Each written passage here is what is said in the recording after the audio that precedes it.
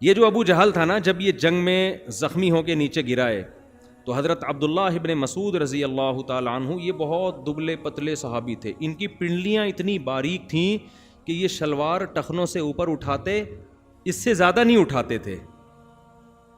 وجہ اس کی یہ تھی، کہتے مجھے شرم آتی تھی اپنی پنڈلیاں دکھاتے ہوئے، اتنی باریک پنڈلیاں تھیں. تو یہ تھے بھی غریب مسکین.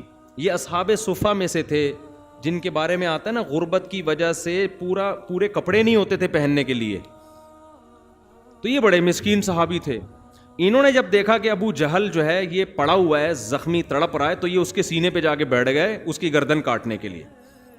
تو وہ ابو جہل ان سے کیا کہتا ہے کہ ابن مسعود آج تو بہت اونچی جگہ پہ بیٹھا ہے، یعنی مرتے ہوئے بھی کم بخت کس قدر تکبر، کہ آج تو ایک سردار کے سینے پہ بیٹھا ہے بہت اونچی جگہ پہ. اور پھر کہنے لگا کہ میری گردن کاٹنا تو ذرا نیچے سے کاٹنا، تاکہ پتہ چلے کسی سردار کی گردن ہے. جب کٹے گی نا تو گردن دیکھ کے پتہ چلے کسی عرب سردار کی گردن ہے. حضرت عبداللہ بن مسعود نے اس کی گردن کاٹی اور رسول اللہ صلی اللہ علیہ وسلم کی خدمت میں لے جا کے رکھ دی. آپ صلی اللہ علیہ وسلم سجدے میں گر گئے اور آپ نے فرمایا اللہ نے اس امت کے فرعون کو قتل کر دیا. اتنا خوش ہوئے آپ صلی اللہ علیہ وسلم، کیونکہ اس نے بہت فساد مچایا تھا. 13 سال مکہ میں نبی صلی اللہ علیہ وسلم کو تکلیف دینے کا کوئی موقع اس نے اپنے ہاتھ سے چھوڑا نہیں تھا.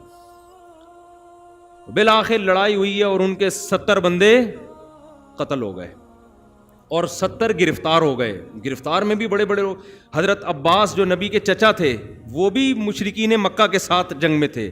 دیکھو چچا بھتیجے کی لڑائی ہو رہی ہے، کزنوں کی لڑائی ہو رہی ہے. اس سے پتہ چلتا ہے اسلام قوم پرستی کے حق میں بالکل بھی نہیں ہے. اگر ہمارے نبی نے عربوں کی خاطر یہ جنگ کی ہوتی، عربیت کو دنیا میں پھیلانے کے لیے، عربوں کی حکومت کو قائم کرنے کے لیے، عرب کو دنیا کا بڑا بنانے کے لیے، تو آپ کی تلوار سب سے پہلے عرب کے خلاف نہ اٹھتی. آپ کی تلوار سب سے پہلے عربوں کے خلاف، پھر عربوں میں بھی قریشیوں کے خلاف جو عربوں میں سب سے افضل، پھر قریشیوں میں بھی ہاشمی کے خلاف جو آپ کی قوم کے لوگ تھے، آپ کے چچا زاد، آپ کے چچا، آپ کے رشتہ دار.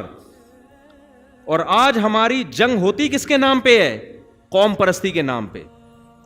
آپ پنجابی ہو، آپ پٹھان ہو، آپ مہاجر ہو، آپ سرائکی ہو، اللہ کی قسم قیامت میں اللہ کو ان ناموں سے کوئی دلچسپی نہیں ہے.